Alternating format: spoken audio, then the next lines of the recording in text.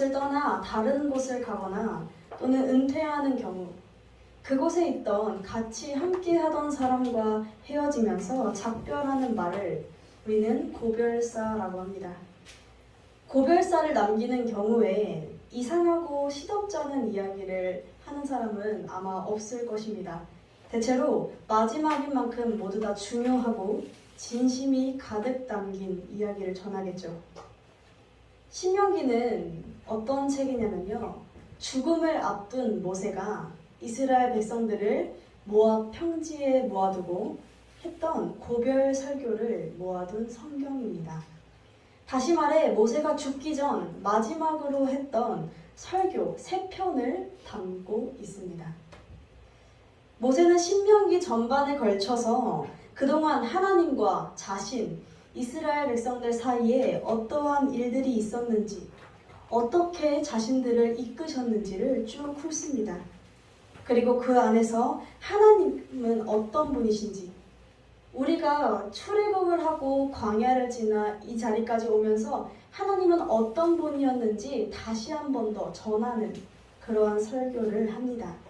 신명기가 어렵게 느껴지시는 분들은 아마 이 3편의 설교라는 것을 기억하시고 보신다면 이게 1장부터 4장까지랑 이렇게 총 3편으로 3시리즈로 나눠져 있거든요. 그렇게 잘라서 보시면 조금 더 이해가 편하실 거라고 생각이 듭니다. 이 모세의 스토리를, 신명기 이야기를 전하려면 모세와 이스라엘 백성, 하나님 간에 어떠한 일들이 있었는지를 좀 알아야 하는데요. 제가 PPT를 잠시 화면을 보여드리도록 하겠습니다. 네. 모세와 이스라엘 백성, 하나님 간에 있었던 일들은 이러합니다. 어떠냐면요, 먼저 이스라엘 백성들은 이 애굽, 맨 왼쪽에 있는 애굽, 어떤 나라죠? 이집트. 우리가 아는 애굽, 이 이집트라는 곳에서 노예로 종살이를 하고 있었습니다. 노예 생활을 하고 있었어요.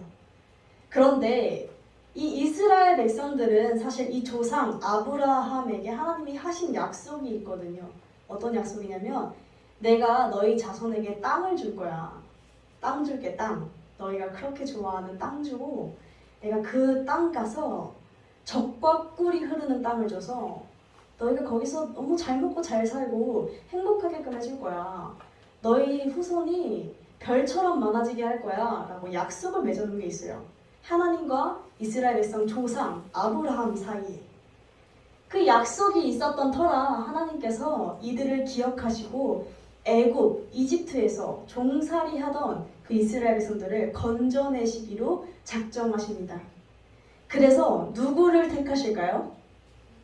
모세를 택하십니다.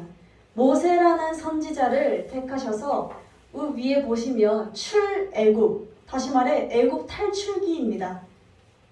여기에선 이제 10가지 재앙을 보여주셔서 애굽을 쑥대밭으로 하나님께서 만들어 버리시고 이들을 데리고 나오십니다. 하나님께서. 그런데 하나님께서 이들을 데리고 나오실 때 바로 애굽에서 나오자마자 하나님이 약속하신 땅으로 바로 직진해서 간 것이 아니라 돌아서 갑니다. 그리고 어디를 거쳐서 가냐면 광야를 거쳐서 갑니다. 광야는 어떤 땅이냐면요, 말 그대로 사막입니다. 제가 지금 사진 띄워드린 게 정말 중동 지방 사막이에요. 이런 곳에서 이스라엘 백성들이 몇 년을 머무르냐면요, 40년을 머무르게 됩니다. 약 38년, 40년을 머무르게 돼요. 그 광야에 머무는 동안 어떤 일들이 있었죠? 혹시 위에 글씨 보이시나요? 흰 색깔 글씨로. 어떤 일들이 있었냐면 만나와 메추라기, 배고플 때 밥 꿔주시고요. 이 식물 한 폭이 다 자라지 않을 것 같은 이 땅에서 메추라기라는 새를 떨어뜨리셔서 고기도 주시고요. 물이 없을 때는 쓴물, 그러니까 독소가 가득한 물이 있을 때는 그것을 먹을 수 있는 물로 바꿔주셨고요. 사막이 일교차가 굉장히 심한 거 알고 계세요? 일교차가 굉장히 심한데 낮에는 구름 기둥을 덮어서 그들이 뜨겁지 않게 해주시고 밤에는 불기둥으로 덮어서 그들이 춥지 않고 살아갈 수 있도록 40년을 지켜주십니다. 그리고 이곳에서 얘네들이 불뱀에 몰려서 한번 다 죽을 뻔한 적이 있습니다. 이것도 하나님의 명령을 어겨서인데 이때 놋뱀을 사용하셔서 이 불뱀에 물린 사람들을 살려주시기도 합니다. 또 이곳에서는 하나님을 거역하는 백성들은 가차없이 그 땅이 그들을 삼켜버리는 일도 생깁니다. 모조리 몰살당한, 우리가 잘 아는 고라에 대한 이야기죠. 고라와 다단과 아비람에 대한 이야기죠. 이런 많은 일들, 정말 기적과 이사, 정말 엄청난, 만날 수 없는, 심지어 이 광야에 도착하기까지도 홍해를 갈라서 건너는, 정말 인생에서 한 번 겪기도 어려운 이 온갖 기적과 이사를 이스라엘 백성들이 40년 동안에 매일 체험하며 살아갑니다. 이 사막에서 먹고 자고 입고 하나님을 예배하고 모든 것을 다 형통하게 할 수 있었습니다. 이들은 하나님과 관계만 바로 가지면. 그 후에 이제 가나안 땅, 사실 제가 그림으로 넣어놨는데 가나안 땅은 젖과 꿀이 흐르는 땅이라고 하나님께서 계속 말씀하셨어요. 모세도 젖과 꿀이 흐르는 땅으로 너희를 인도할 거야. 하나님도 내가 너희에게 젖과 꿀이 흐르는 정말 그런 비옥한 땅을 주겠다 이렇게 약속하셨단 말이죠. 자, 그리고 지금은 어느 부분이냐면 대충 광야에서 가나안 땅 바로 직전. 이 가나안 땅 들어갈 때는 지도자가 바뀌어요. 왜냐면 모세가 120살이었거든요. 그래서 모세가 죽고 그 다음 후계자 여호수아가 서게 되는데 그 직전, 모세가 죽기 직전. 다시 말해 광야 생활 한 38년 마치고 나서 이제 정말 조금 있으면 가나안 땅 들어가기 직전에 이 모든 기적과 체험을 겪었던 그 이스라엘 백성들에게 설교하는 거예요. 평지에 다 모아두고. 그 장면이 오늘 본문의 상황이라는 것을 우리는 알 수 있습니다. 자, 다시 말해 모세를 따라 나온 이스라엘 백성들이 몇 명이었는 줄 아세요 혹시? 몇 명이었냐면 대략 200만 명에서 400만 명일 것으로 추측을 하고 있어요. 학자들이. 200만 명에서 400만 명의 사람들은 지금 다 뭐만 바라볼까요? 뭘 기대하고 지금 있을까요? 젖과 꿀이 흐르는 땅, 가나안 땅. 이렇게 생각했을 것입니다. 저 땅에만 들어가면 내가 더 이상 애굽 생활도 안 해도 되고 내가 더 이상 이 사막에서 살지 않아도 되고 나는 잘 먹고 잘 살면서 젖과 꿀이 흐르는 그 땅에서 행복하게 살 수 있을 것이다 라고 기대하며 기대에 부푼 마음으로 살아가고 있었을 것입니다. 자, 그런데 오늘 모세는 다소 충격적인 설교를 합니다. 어떤 설교를 하냐면 10절을 우리가 함께 11장 10절을 함께 보겠습니다. 제가 읽도록 하겠습니다. 너가 들어가 차지하려고 하는 땅은 너가 나온 애굽 땅과 같지 아니하니. 자, 이게 무슨 말일까요? 이게 왜 충격적인 발언일까요? 제가 이유를 설명드리겠습니다. 자, 왜냐면요. 자, 애굽 땅은 우리가 이스라엘 백성들이 노예 생활을 하기는 했지만 어떤 땅이냐면 그 당시 강대국이에요. 이 당시에 강대국이 될 수 있었던 이유가 뭘까요? 터가 좋아서 그래요. 간단하죠. 왜냐면 문명이 발달한 모든 땅은 다 강 하류에 있어요. 왜냐면 지금처럼 4차 산업 이런 시대가 아니잖아요. 그래서 이 당시는 뭐가 제일 중요해요? 사람들이 번성하고 살려면 농사 짓기 좋은 땅이 제일 중요해요. 농경사회니까요. 농사짓기 좋은 평지, 그것도 강 밑에 있는, 물을 길러다 쉽게 사용할 수 있는, 애굽은 그런 땅이었어요. 나일강을 아시나요 혹시? 나일강 하류에 있었던 지역이 이 애굽 지역이었어요. 그래서 여기는 예전부터 문명이 막 발달해서 강대국이 됐던 땅이에요. 자, 그래서 이 땅은 어떻게 했었냐면 굉장히 비옥한 땅이었습니다. 굉장히 비옥한 땅이었어요. 자, 그런데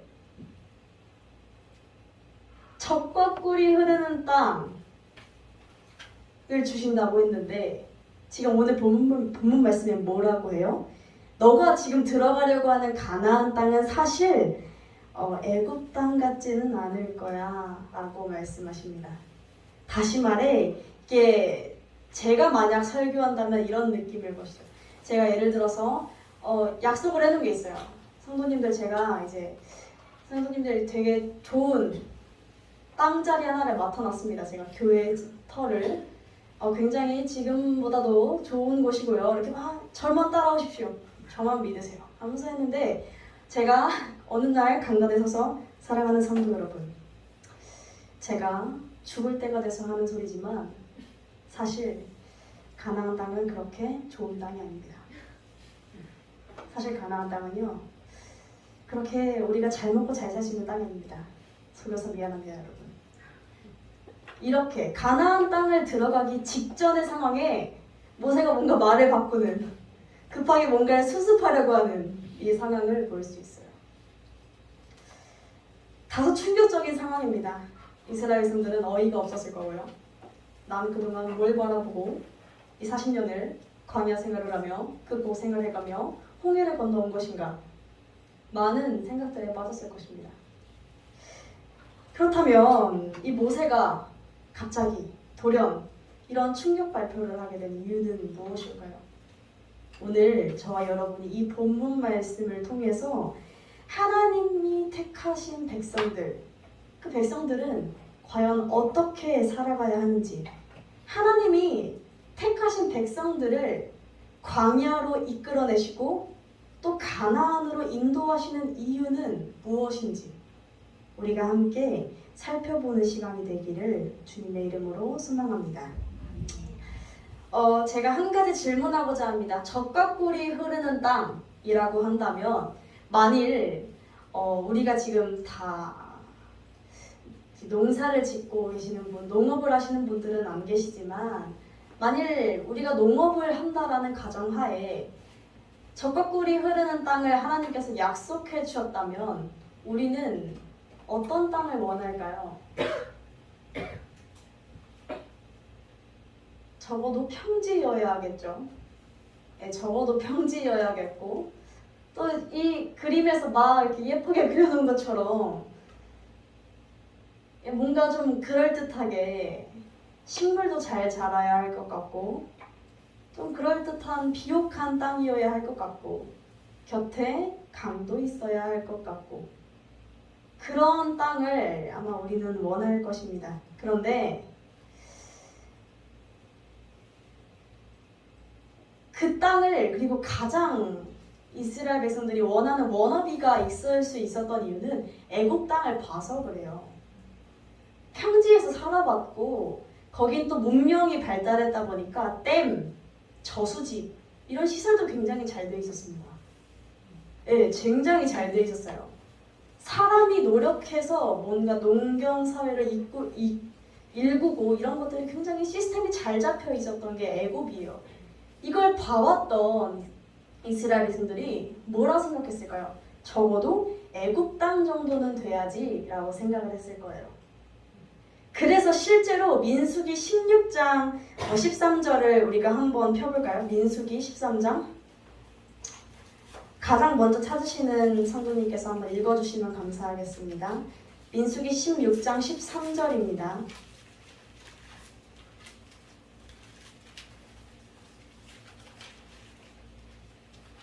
내가 우리를 젖과 꿀이 흐르는 땅에서 이끌어내어 광야에서 죽이려 함이 어찌 작은 일이기에 오히려 스스로 우리 위에 왕이 되려 하느냐. 아멘. 너가 우리를 젖과 꿀이 흐르는 땅에서 이끌어내려 하는 이유가 뭐냐? 라고 말하는 것은 이 젖과 꿀이 흐르는 땅을 애굽으로 칭하고 있는 것이죠. 애굽을 비옥한 땅으로 이야기하고 있는 거예요. 지금 이 대목은 모세를 반역했던 고라와 다담, 아비람이 했던 이야기입니다. 모세, 우리 지금 애굽에서 잘 먹고 열심히 노동해서 살고 있는데 왜 우리를 끌어내서 광야로 이곳으로 이끌어내고 왜 굳이 우리를 가나안으로 이끌어내려 해? 라고 반역을 했을 때 했던 얘기예요. 이들은 애굽을 굉장히 굉장히 젖과 꿀이 흐르는 땅으로 생각하고 있었습니다. 그리고 오늘 본문 말씀에 보면 이렇게 등장해요. 10절에 보면 거기에서는 애굽에서는 너희가 씨를 뿌린 후에 발로 물을 대기를 채소밭에 댐과 같이 하였거니와. 애굽은 나일강 이 하류 쪽에 위치해서 굉장히 비옥한 땅이었고 나일 강물이 범람하고 나면은 댐을 설치해놔요. 사람들이 몇 번 강물 넘치는 걸 경험하고 나서 댐을 살짝 설치해놔서 가둬놨다가 쓰고 싶을 때 싹 쓰는 거예요. 머리가 좋아요. 그래서 이제 점점 문명이 발달하고 있었죠. 그때 이제 이들이 발로 뛰면서 발에 수로를 통해서 물을 쓸 때 발로 움직였었어요. 발로 물을 댔는데 그러니까 이 모세가 이야기하고 있는 거예요. 지금 너희가 애굽 땅에서 있었던 그 땅은 너희가 씨 뿌리고 너희가 노력해서 발로 뛰면서 물대고 하나하나 노력하면서 살았지 않니? 그러면 수확을 거둘 수 있는 땅이었지? 라고 이야기하는 거예요.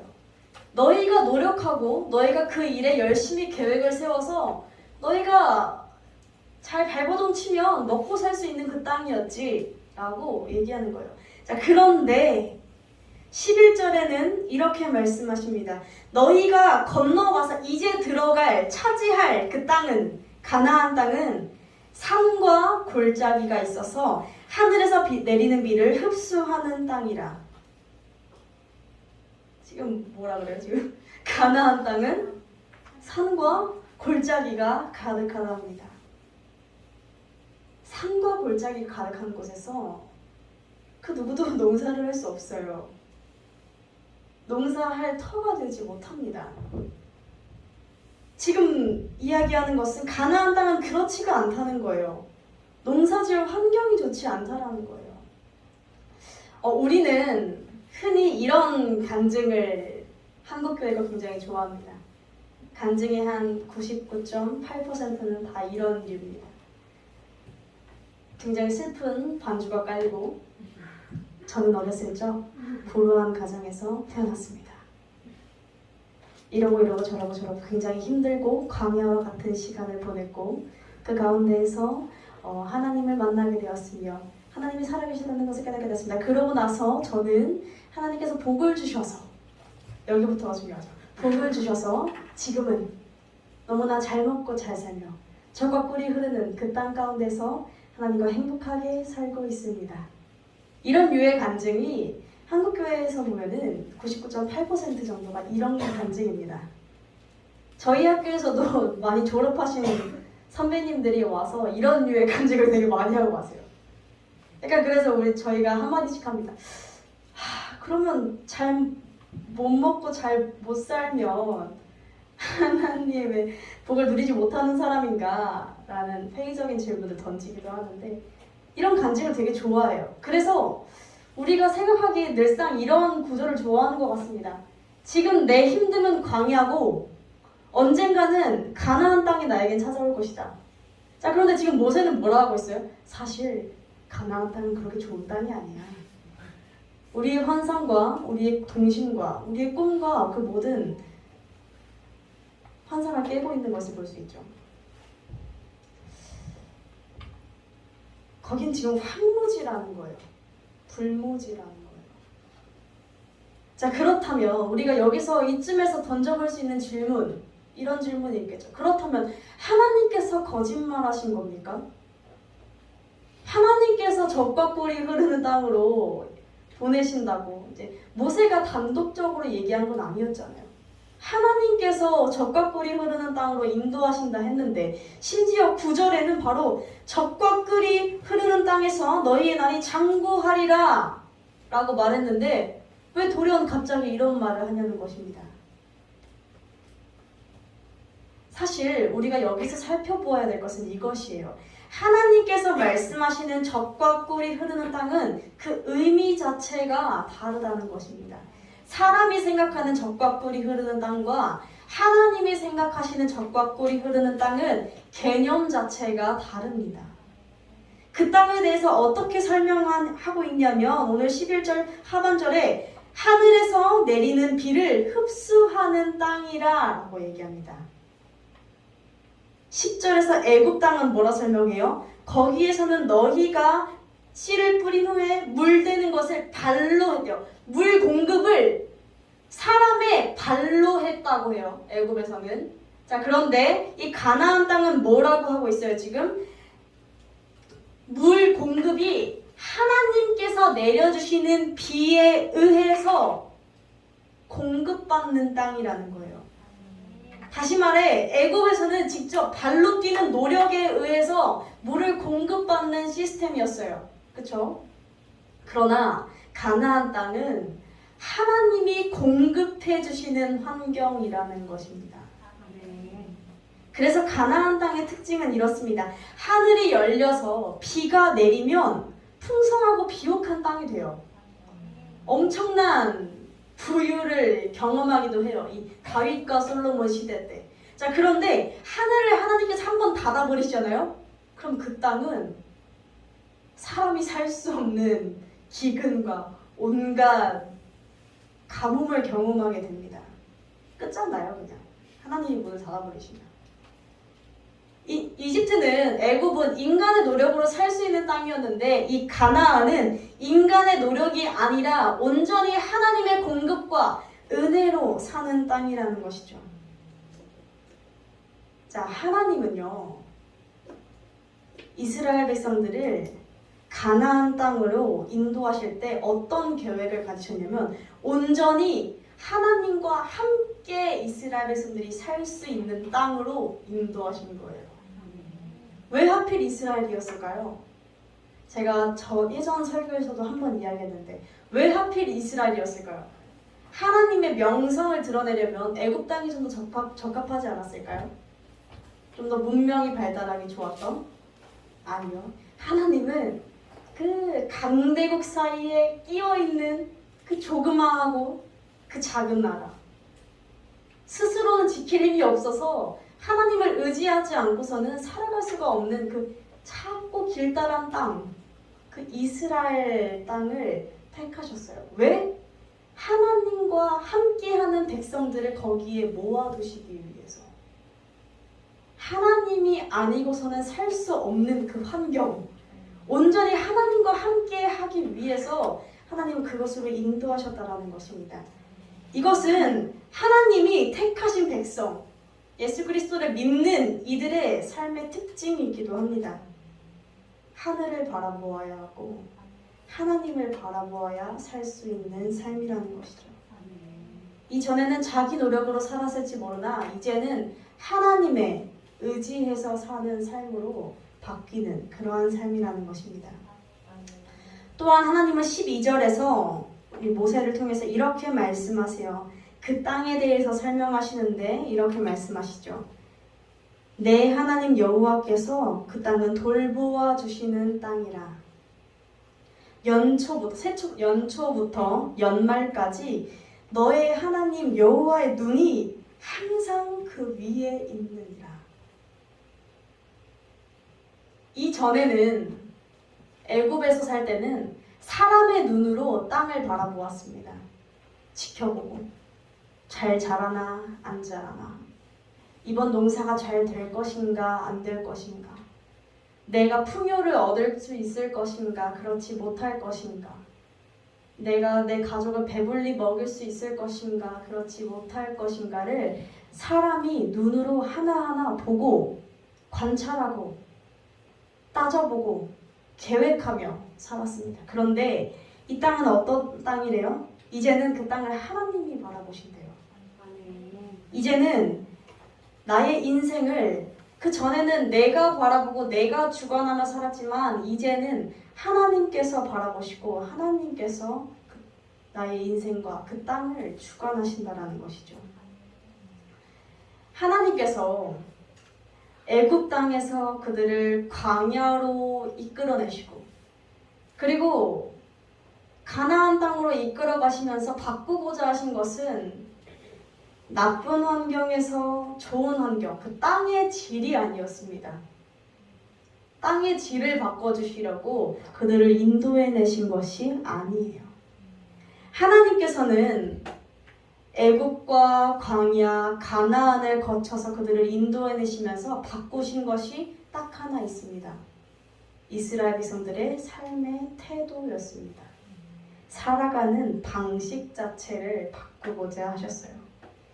이전에는 이스라엘 백성들이 사람의 눈으로 일 진행 과정을, 현황을 하나하나 봅니다. 내가 확인하고, 내가 체크하고, 내가 꾸리면서 그렇게 살았어요. 목표가 무엇이 되었냐면 나의 풍요, 나의 잘 먹고 잘 삶, 나의 건강, 나의 물질 이런 것들이 되어서 열심히 살았단 말이에요. 그런데 이제는 하나님께 맡겨드리며 하나님이 일하실 것을 믿고 삽니다. 전에는 댐을 대고 내 노력으로 댐을 세우고 발에 물을 대고 하며 살았으나 이제는 오늘 나의 할 일을 하고 그 후에 남은 그 모든 것들은 여백을 하나님께 맡겨드리는 삶. 그러한 삶의 방식으로 이스라엘 백성들에게 이렇게 말씀하시는 거예요. 그 전에는 너희가 그렇게 살 수 있었는지 모르겠어. 그런데 하나님의 나라에서는 그게 통하지 않아. 라고 말씀하시는 거예요. 너희가 살려면 이제는 나를 봐야만 살 수 있어. 라고 말씀하시는 거예요. 그리고 하나님께서는 이스라엘 백성들이 하나님께 온전하게 맡겨드릴 때 오늘 본문 말씀에 보면 14절에 여호와께서 너희의 땅에 이른 비와 늦은 비를 적당한 때에 내리시리니 아멘. 하나님께서는요 이른 비와 늦은 비로 하나님이 보시기에 적당한 때에 공급하신다라는 겁니다. 때로는 늦은 비가 올 때면 너무 늦게 비가 내릴 때면 이스라엘 백성들은 한탄하기도 했을 거예요. 왜 지금 이 시즌에는 비가 와야 하고 이 시즌에는 이렇게 돼야 되는데 전 같으면은 비가 좀 많이 왔을 때 모아뒀다가 비가 안 오면 뿌리고 했을 텐데 왜 이렇게 안 주시는 거야? 라고 할 수도 있었겠으나 하나님이 보시기에 적당한 그 늦은 비, 그 적당한 때에 하나님이 공급하신다라는 겁니다. 우리는 이 말씀을 떠올려 볼 수 있어요. 너희는 하나님의 나라와 그의 의를 먼저 구하라. 그리하면 나머지는 하나님께서 다 채우신다 약속하셨던 그 말씀을 우리는 떠올려 볼 수 있어요. 우리가 인생에서 우선순위로 삼아야 할 것들이 있습니다. 무엇이냐면요. 하나님이에요. 간단하죠? 하나님이에요. 우리는 하나님을 너무나 눈에 보이지 않는다라는 이유로 너무나 뒤에 소홀히 하나님을 내 인생과 상관없는 분으로 빼두고 있곤 합니다. 그러나 하나님께서는요 이미 당신이 택하신 백성들을 광야로 던져 놓으셨고 광야의 시기를 건너 가나안으로 던져 넣으십니다. 이미 우리는 더 이상 애굽에 있지 않아요. 자꾸만 애굽으로 돌아가려 한다면 아니요, 돌아갈 수 없어요. 왠 줄 아세요? 왜 애굽에서 한 번 떠난 이스라엘 백성들은 돌아올 수 없냐면 이스라엘 백성들은 더 이상 홍해를 건너갈 수 없어요. 하나님이 홍해를 갈라주셨으니까 거기를 건널 수 있었지 다시 되돌아 못 가요. 예, 못 가요. 아직 애굽에 있다면 거기서 눌러 사신다면 제가 어쩔 도리가 없겠으나 한 번 애굽을 빠져나온 이상, 다시 말해 한 번 하나님께 택함 받은 이상, 홍해 바다를 하나님의 능력으로, 하나님의 힘으로 건너온 이상 다시 되돌아갈 길은 없다라는 거예요. 광야에서 죽던지 그냥 광야에서 하나님과 살던지 두 가지밖에 없어요. 안타깝게도. 그럼 우리는 일단 광야에 던져진 이상 살아야겠죠. 광야에서 말라 비틀어 죽을 수 없잖아요. 어떻게든 살아야 되는데 그 방법에 대해서 하나님께서는 굉장하게 명확하게 말씀하고 계세요. 신명기 전반에서 가장 중요한 핵심 메시지, 오늘 10장 12절에서 말씀하신 이스라엘 백성아, 너의 하나님 여호와께서 너에게 요구하시는 것이 무엇이겠니? 너희를 굳이 광야로 이끌어내서 굳이 가나안 땅으로 이끄시는 이유가 뭐겠니? 하나님의 뜻이 무엇이겠니? 바로 너의 하나님 여호와를 경외하여 그 모든 도를 행하고 그를 사랑하며 마음을 다하고 뜻을 다하여 여호와의 규례를 지키고 섬기는 것이다 라고 말씀하고 있는 것입니다. 아멘. 하나님의 뜻은 굉장히 간단하고 명료합니다. 단순합니다. 하나님 여호와를 사랑하라고 하는 것입니다. 하나님 여호와를 사랑한다라는 것은 어떤 것입니까? 하나님이 싫어하는 짓 안 하는 거예요. 간단하죠. 부부관계에서도 서로가 서로를 사랑한다면 막 엄청난 이벤트를 해주고 엄청난 갑자기 장미꽃 백성이, 그것도 좋겠죠. 사실 좋겠지만서도 그렇게 막 해주는 것보다 싫어하는 행동 안 하는 게 가장 좋습니다. 기혼자분들이 끄덕끄덕 하시고 막 그러시고 그렇습니다. 싫어하는 행동 안 하는 거, 상대를 위해서, 상대와 나와의 관계를 위해서 내가 상대가 싫어하는 행동을 하지 않으려 애쓰고 상대가 좋아할 것 같은 행동을 찾아서 하는 거, 그것이 사랑이라 말할 수 있겠죠. 그 관계에 대한 책임감이라고 말할 수 있겠죠. 더군다나 하나님께서는 뭘 싫어하시고 뭘 좋아하시는지 성경을 통해서 너무 명확하고 너무 간단하게 만들어 두셨어요. 이것을 복잡하게 만드는 건 우리들입니다. 왜요? 이 간단한 말씀을 우리의 삶에 적용하니 이 상황이 걸리고 저 상황이 걸리고 내 입장이 걸리고 저 입장이 걸리고 남의 눈치가 보이고 남의 시선이 신경 쓰이고 이렇고 저렇고 저래서 복잡해지는 것뿐이지 사실 하나님의 뜻은 늘 언제나 간단하고 단순하고 명확했어요. 하나님의 말씀이 어려웠던 적은 단 한 번도 없었어요. 우리가 어렵게 생각하는 것뿐이죠. 하나님의 뜻은 간단합니다. 하나님의 모든 뜻은 사랑이에요. 만군의 주, 창조주인, 전능자이신 그 하나님께서 우리를 택하셨고 사랑한 것처럼 너희도 나를 사랑해라. 내가 너희를 위해서 애쓰고 너희와 관계를 맺으려고 너희를 어떻게든 영생의 길로 이끌고 가게끔 나의 아들까지 내어준 것처럼 너희도 나를 사랑 좀 해봐 라고 하나님께서는 말씀하고 계세요.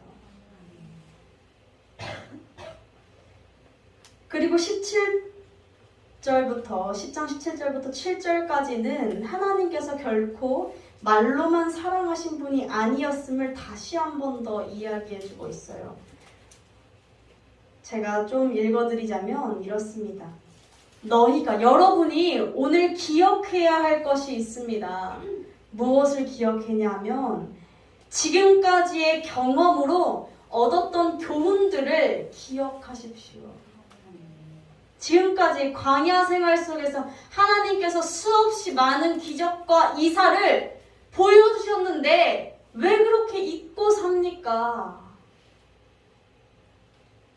하나님이 역사하시고 하나님이 때로는 온 땅에 기적과 표징을 일으키셔서 이집트의 바로 왕을 눌러버리시고 홍해로 뒤엎어버리시고 당신이 이곳에 이르기까지 광야에서 일하신 것들과 당신들이 하나님을 대적했을 때 하나님이 그들을 어떻게 멸하셨는지 떠올리세요. 라고 다시 한 번 더 하나님의 그 역사를 상기시킵니다. 그리고 7절에 이렇게 말합니다. 너희가 여호와께서 행하신 이 모든 큰 일을 너희의 눈으로 보았느니라. 너희의 눈으로 보았느니라. 우리는요, 하나님께서 직접 우리의 삶에 개입하셨던 그 모든 많은 순간들을 너무나 쉽게 잊습니다. 그러나 그 경험들이요, 때로는 기적과 이사들일 수도 있고, 또 때로는 우리 마음에 깨달음을 주신 것일 수도 있고, 또 때로는 어긋날 때 우리를 돌이켜 채찍질 하시는 것일 수도 있고, 그랬던 그 모든 주님의 능력과 은혜와 사랑을 우리는 기억해야 해요. 그리고 또 체험해 봐야 해요. 왜냐하면 기독교는 늘상 체험의 신앙이기 때문에 그래요. 체험의 종교라서 그래요. 내가 경험해 보지 않으면 알 수 없어요. 이게 굉장히 추상적인, 강단에 서서 추상적인 말을 하는 것 같으나 사랑이 가진 속성이 원래 그래요. 사랑에 빠지면 그걸 뭘로 말로 설명할 수 있겠어요? 하나님과 사랑에 빠져봐야 알아요. 빠져보지 않으면 이것저것 하나님을 재게 돼요.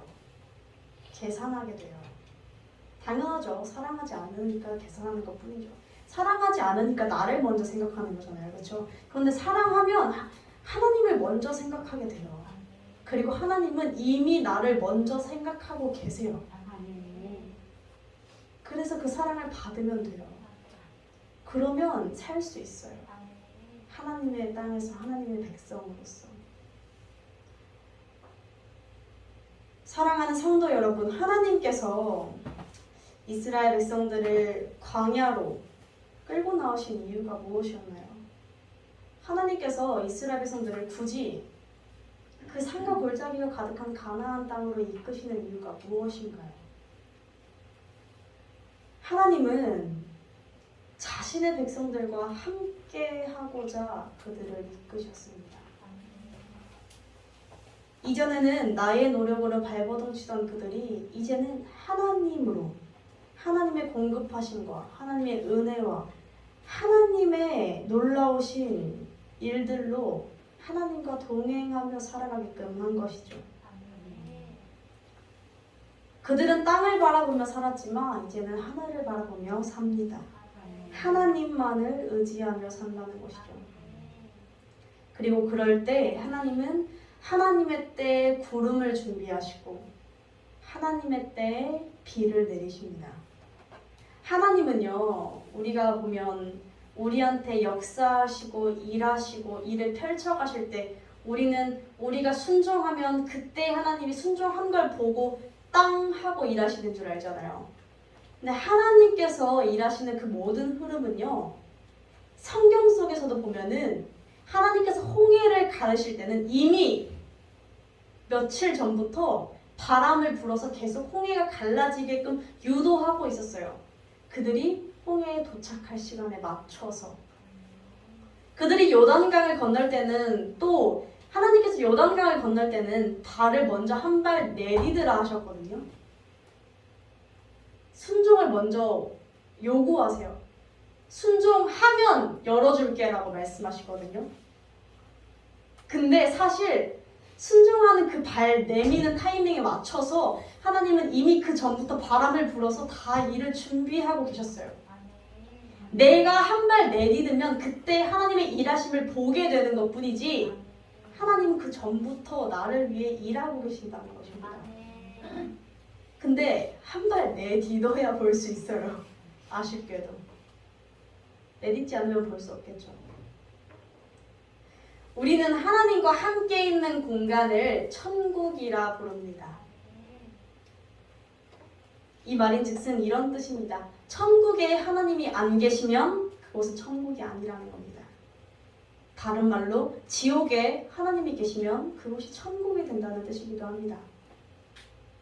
중요한 것은 천국이라는 장소가 아니라 지옥이라는 장소가 아니라 하나님과 함께 있는 것이 천국이라는 것입니다. 우리가 찬송가의 가사 중에 제가 너무나 좋아하는 가사가 있는데 높은 산이 거친 들이 초막이나 궁궐이나 내 주 예수 모신 곳이 그 어디나 하늘나라라는 찬양입니다. 이 찬양이 가장 진리의 말씀을 담고 있다고 생각해요. 우리의 목표는요, 젖과 꿀이 흐르는 비옥한 땅이 아닙니다. 우리의 목표는 하나님과 함께 있는 것입니다. 그리고 비옥한 땅은 하나님이 계신 그 자리에 딸려오는 것뿐입니다.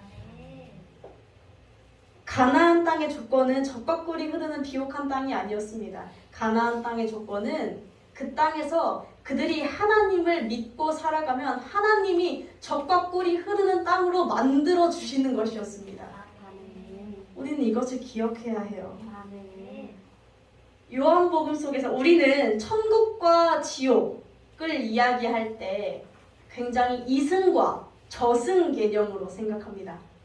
그렇죠? 죽어서 가는 곳이니까요. 이렇게 보는 해석도 어느 정도 일리는 있다고 생각하지만 요한복음이 우리 오후 시간에 요한복음 하고 있죠. 요한복음 하고 있는데 요한복음에서는 천국이라는 말이 안 나와요. 단 한 번도. 그럼 무슨 말이 천국의 대체에서 나오느냐? 영생이라는 말이 나옵니다. 영생. 영생을 얻으면 영생을 얻으리라. 이렇게 나오는데 이 영생에 대해서 설명할 때 이렇게 설명하세요. 하나님과 예수 그리스도를 알고 그분과 관계를 가지는 것이 영생이다. 이 말은 어떤 뜻이냐면요. 천국은요. 하나님의 나라는요. 영생은요. 미래형이 아니라 현재형이라는 겁니다. 현재부터 시작해서 죽음이라는 간단하지만 조금 무서운 그 문을 넘어서 그 영생이 지금 시작한 그 영생이 영원토록 이어지는 것이 천국이라는 것입니다. 이게 하나님이 말씀하시는 천국의 개념이에요. 지금 내가 하나님과 동행하며 살면 이 땅이 하나님의 나라가 됩니다. 하나님의 나라는 이미 너희의 마음에 임한 것이라고 하신 주님의 말씀 기억하시나요? 하나님의 나라는 이미 내 안에 있어야 합니다. 그럴 때 내가 죽고 난 이후에도 그 하나님의 나라를 실제적으로 가는 것이겠죠. 그 임한 그 나라가 쭉 이어지는 것뿐입니다. 우리는 하나님과 함께하는 것이 가장 중요합니다. 하나님을 내 마음에 영접하세요. 하나님을 내 마음에 모셔드리세요. 그리고 그 하나님과 동행하세요. 그럴 때 우리가 하나님을 경외하며 하나님을 사랑하며 살 때 우리의 땅은 젖과 꿀이 흐르는 땅이 될 것이며 내가 보지 않아도 내가 그 땅을 감찰하지 않아도 하나님이 내 모든 환경을 주관하시고 인도하시며 이끄실 줄로 믿습니다.